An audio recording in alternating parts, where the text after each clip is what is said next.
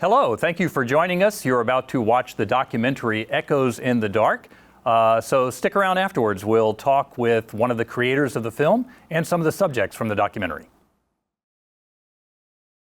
People like scary things that go flying and crawling in the night. Something just about the mysterious and the unknown, I think, draws people in. They are the only mammals that are capable of self-propelled flight. Fears come up because they don't know the other side.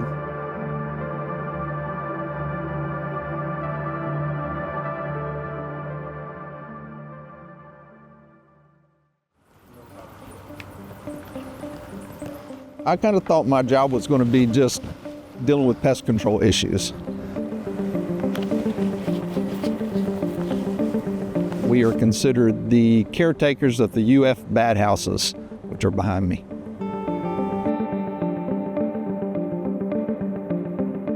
Around 1988, Johnson Hall had a large bat colony living there, about 5,000 bats. They had a grease fire and the whole building burnt down, and when they did, the bats relocated and they went over to the stadium.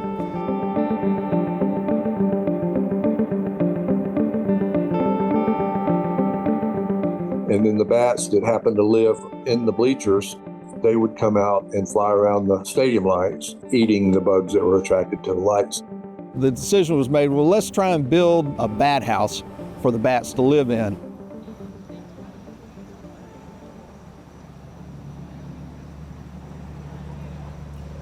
Since Lubee was involved with raising old world fruit bats, they sort of partnered with us on a lot of the programs that we did. So Lubee was started in 1989. We started as kind of just an animal holding facility. We also are a conservancy, so we are making sure that we keep a really good variety of genes, meaning that we're breeding. Our founders had a love for old world fruit bats and their history and learning about them, which is why we have these guys. They're actually in charge of building and putting up bat houses all over Florida. How many layers there should be, what angle from the sun it should be, how many feet of clearance. Especially in Gainesville, it does tend to be such a bat-focused area with us and with the bat houses. People try different things, but we haven't really found anything that's proven to be a way to attract them to a house.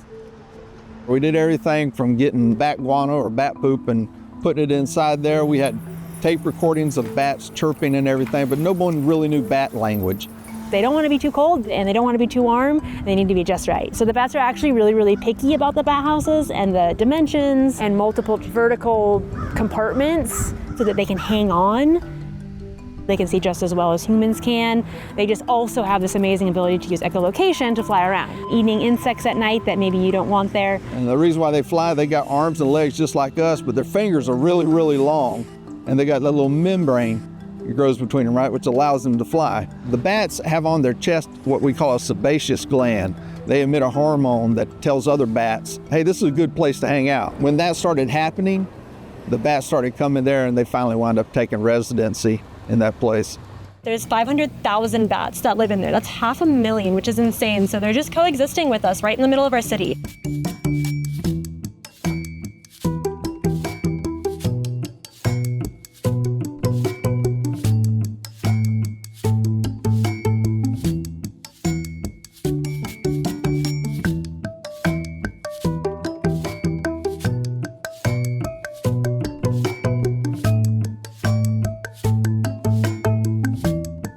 One of the first bat houses, the floor collapsed. A lot of bats died, and so a lot of those bats ended up in the collections here. So it's hard to ignore bats. This is JT Bobo Spiky Sprinkles, and he is also a big fan of bats. They're the second most diverse group of mammals. There's about 1,400 species worldwide. And almost all of them are decreasing in population in the wild.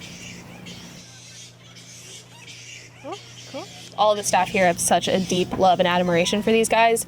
We only speak about them in a positive way because that's all we have to say about them. So rub their, oh my gosh, okay. Bats are pretty feisty, and when you catch them, and they got a lot to say, and they shake their wing at you. It's kind of like dogs getting zoomies, where they just get a bunch of energy and let it out, and they just will go around and flap their wings. They all kind of have their personalities. You handsome boy. I love you. You just spit on me. Maharaja is one of our Indian flying foxes. He is very special. He is a crunchy old man. He's got a lot of, it's my time, you're gonna do everything on my time. I love him. In Florida, we have 13 bat species, and 2 of those are federally listed. Here in the Alachua County, we probably have 9 to 10 of those 13. 90% of the bat houses in town will have the Mexican free-tailed bat, which is the most common bat species we have here.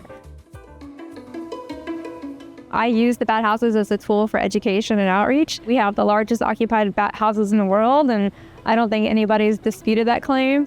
So anybody can come see the bat houses.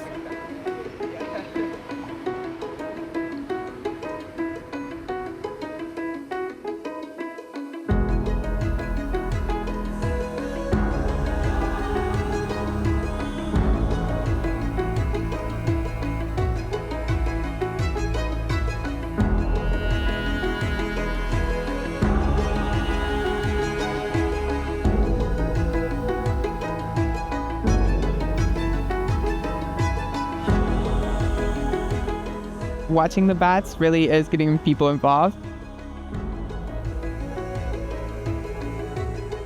I think they're fun to watch, and they do like the little funnels coming out, so it's a good time. This is a really cool thing to have, and it's great to have like the crops nearby too.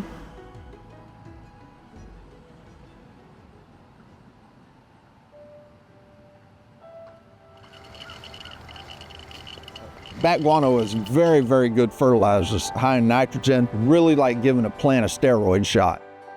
Food and pantry now, they'll mix it in with their compost and use it for their gardening and stuff like that.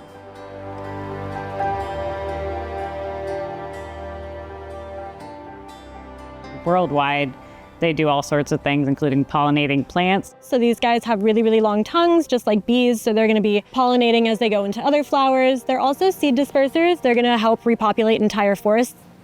They will chew their food and kind of juice all of this fruit out of it, and then they'll spit out all the seeds, stems, rinds, all of those hard pieces that they don't want. They go after all sorts of insects, from mosquitoes to crop pests. These bats eat about half their weight in insects every day. In fact, this colony is large enough where we figure it eats about a tractor trailer load of insects every day. I'd consider the bats to be a co-worker with us in the pest control industry because they really help make our job a lot easier. It only becomes a pest when they start getting inside the buildings, so we try and bring them back out to the bat house and let them stay where they're supposed to be. I have one of the busier routes on campus, so I probably get 3 to 4 bat calls a month. Sun comes out and they don't make it back to the bat houses in time, so they're just trying to find somewhere to hide until this next feeding time for them. We went up inside the new bat house right over here. It was full the last time we checked. Now there's none in there.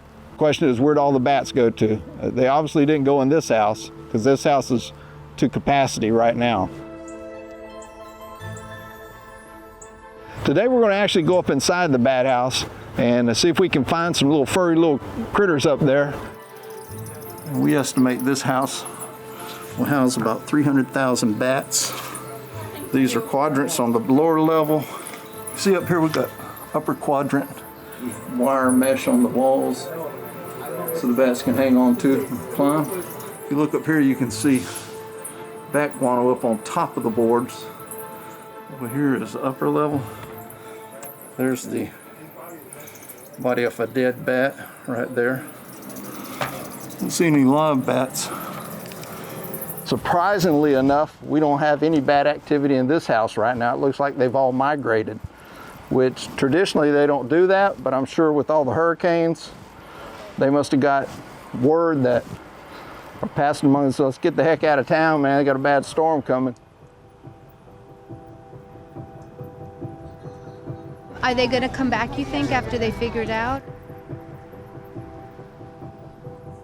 When we would come to watch, there was like mass hordes, like 3 big blooms. But this past month, there was like, I don't know, like 1 little funnel coming out.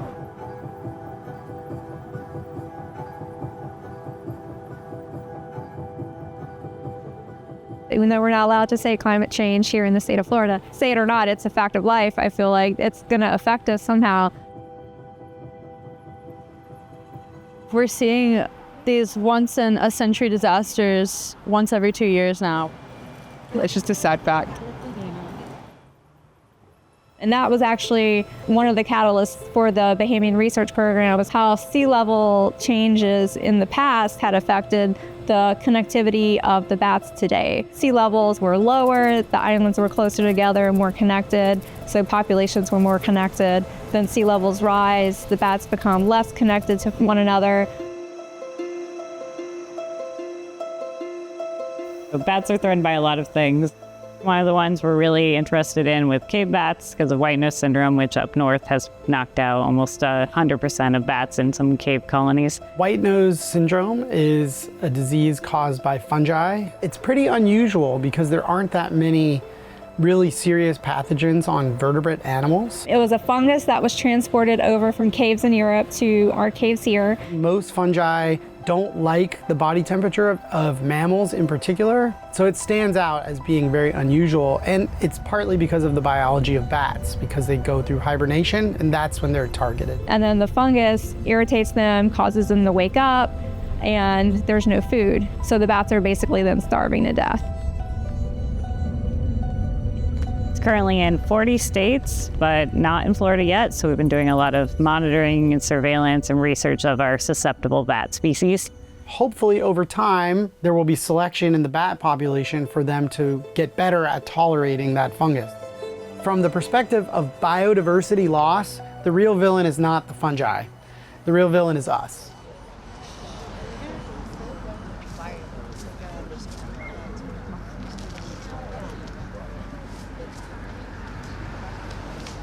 A lot of times people kill what they don't understand.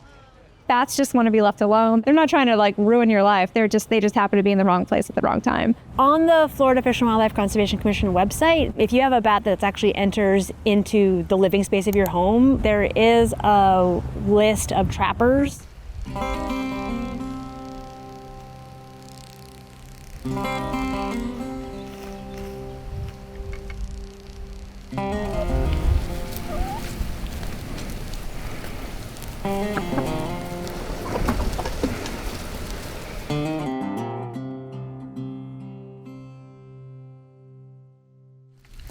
Step on this trip plate.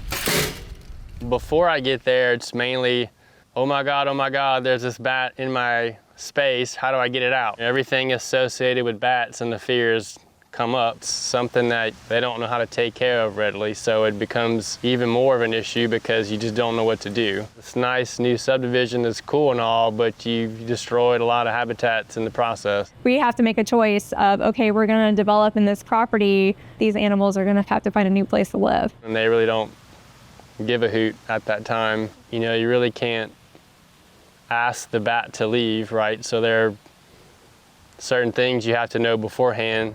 If they see a bat, first thing they want to do is go pick it up and take care of it. They get bit and they can contract rabies. There is a really common misconception that there's a lot of reasons to be scared of them. In actuality, there's like a 0.5% of a bat colony that'll have rabies. Without the community coming here and learning about these guys and doing projects like this where you get to teach people about their importance, there wouldn't be bats. Everybody say, Cheese bats. Cheese bats. Bat Fest is a one-time-a-year event. It's great to see people coming here, supporting bats and wanting to see and get to learn about them.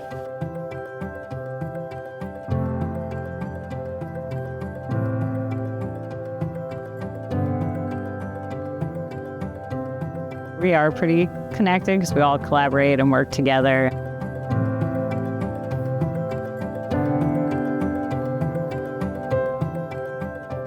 Yeah, there's always great vendors there that bring out all of their best bat gear. A lot of different ages of adults to children, husbands and wives, all talking about the preservation of bats. Sometimes it just takes education to get them a little bit more empathy maybe for that animal and the struggles that that animal has to go through. They're not like blood-sucking bats that we're like grown to know and be afraid of. We love educating. We love making sure people foster these good attitudes towards these guys because they are so important to our ecosystem everywhere that they are. I love the bats, and the community loves the bats. They're helping us 100% every day.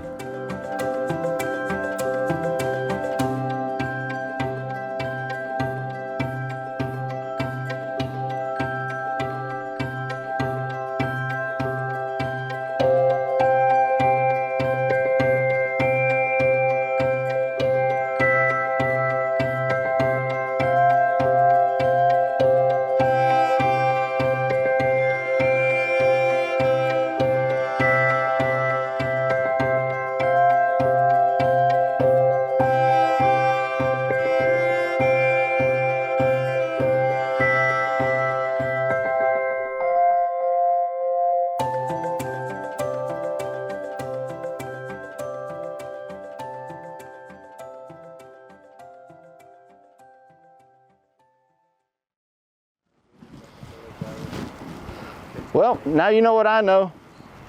That's the University of Florida Bat House. You're one of the first to see it. Congratulations. Welcome back. We hope you enjoyed this viewing of Echoes in the Dark. I'm Houston Wells. I'm a senior lecturer here at the University of Florida College of Journalism and Communications. And we have in the studio with us today one of the creators of the film, the director.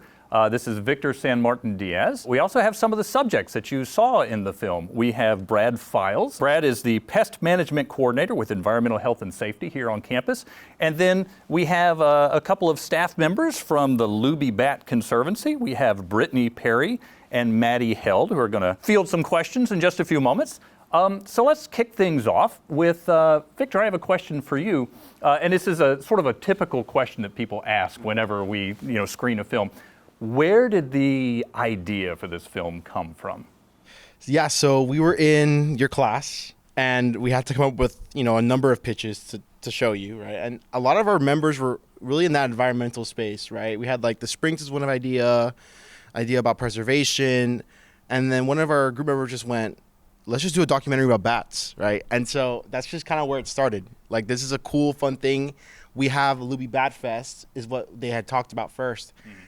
They're like, let's just expand on that and do a whole thing about Florida bats. And that's kind of where it started from there. And I remember having this conversation with you and your team. And we were sort of like, bats is this cool concept, but it's just like this seed of an idea. Where are we going to take that? Do you remember that process where we sort of honed that idea?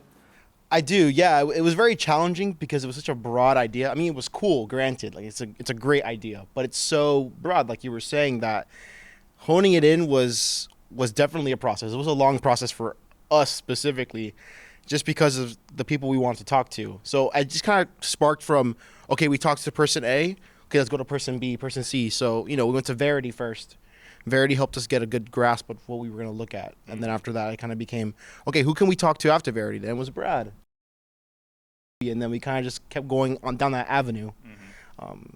So it was definitely difficult, but it was very rewarding when we kind of figured out how the pieces fit. And I think one of the fun things about, like, not just this project, but the project we pursue in that course, is that we have this resource. We have the university and we have campus. And specifically with bats, we knew sort of collectively that there was this population of bats that live on campus in the UF bat houses. And then that sort of naturally led to you talking to Brad. An aspect that you mentioned, that in your role, you have assumptions about what your job is going to be, and all of a sudden it turns out you've got this wildlife aspect to it and dealing with the bats. Right. And I think that's, in my mind, that sort of ties into the telling of the story, the crafting of the story. You have these expectations of what the story is going to be, and then it evolves in some way, just like your responsibilities on campus evolved with the problems.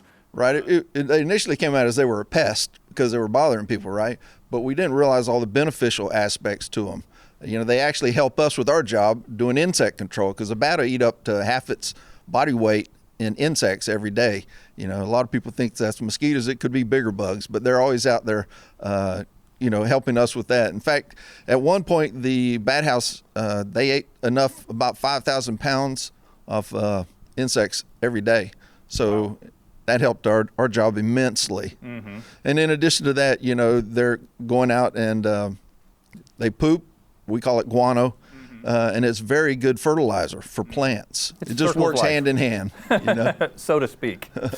So let's take this conversation in this direction. And one thing that you said that sparks my imagination is that they're beneficial. That there's this, we have this sort of cultural resistance to bats for various reasons. And part of what you do, Brittany and Maddie, is educate people on bats. And here on campus, we're talking about the smaller, am I right? Is it the Brazilian free-tail? What is the? It's mainly the Mexican free-tail bats. Little mixture of Mexican and Brazilian free-tailed bats. Sure. And then, so tell us a little bit about the bats that you work with at the Lubee Conservancy and some of the messaging that you provide to the public. We'll start with you, Brittany. All right. We definitely have a couple of the native bats here from the United States. Florida has 13 different species, so we have 2 of those, but they're non-releasable for different reasons. Some might be missing parts of their wings, something like that. We also have a couple of bat houses at Lubee as well for our native bats, so we can house those. But the true draw of Lubee is our old world fruit bats. So these guys are not native to the United States. They are big guys. If you ever see them in your backyard anywhere, please call someone. They are not supposed to be here. But they are super, super cool. I didn't know a lot about bats before I started working at Lubee, but they are not only seed dispersers because they're going to be kind of juicing all of their fruits and getting all of those nutrients out and then spitting out all of the rinds, seeds, skins, all of the things that they don't really want. So they're flying through the skies, dropping those perfect little packets and helping repopulate forests, which is really cool. They're also going to be pollinators, which is really fun. A lot of people don't know that, but they are really up there for the pollinators. They're going to use their super long tongues to drink flowers just like bees and then hop from flower to flower and pollinate and help repopulate forests that way as well. So they are really, really important to our ecosystem as well. Well, not ours, I guess, but to their native ecosystems. So we're talking about Bat Fest at Lubee Bat Conservancy. What is that seems like it's a lot of work and a lot of time, a lot of effort to do this. Why? What's the impetus for that? So we work to support bats and their ecosystems. We give a lot of money to their conservation, and Bat Fest is the main way that we are able to do that. We get about 5,000 people out the last couple years, so it is really important. And the biggest thing is that we're getting the message of how important bats are out to that many people. Because if you tell one person and teach them about that, they're going to go and tell their friends. So Bat Fest is really important. It is a lot of work. Lubee has only 10 staff members, and we are all in charge of setting up that festival, which includes a whole beer garden. We have hundreds of vendors that come out. So it is a whole big thing. But the whole message of Bat Fest is to teach people about the importance of these animals. Now, Victor, I want to come back to you. Creating a documentary, and this is, of course, near and dear to my heart because this is one of the courses that I teach. It's very challenging. It's challenging for a lot of reasons. And I tell you at the beginning of the semester, we almost don't have enough time to tell a complete story. We're going to do our best. We have a semester to do this. If you were setting out to tell a story like this, or even this story again, would you do anything differently? That's a great question. Because I think about it and the final product that came out, and I love it.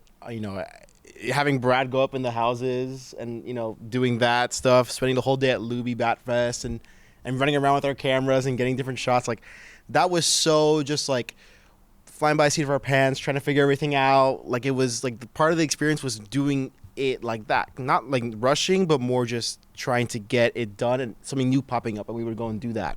And that was part of the experience for me. I think what I would do differently, I think I would give more time for us as a team to connect with, I guess, our subjects more personally, right? Building that relationship up a little bit more, making things kind of go more smoothly in terms of how we shot things and the things we did end up shooting, right? And maybe that could have potentially sparked another idea that would have been included, right? I think that's kind of the only thing, is building those relationships up a little bit more with the subjects that we talk to, you guys and everyone else, to kind of have a a even more like in-depth and personal touch with the documentary. Sure, yeah, and it's a common refrain, is that we talk about how valuable it is to build these relationships with the subjects, and also to learn, give a little more depth to the storytelling. But I think that as evidenced by the rapport here, that you did a good job with that, even though you may feel like you want to add to that.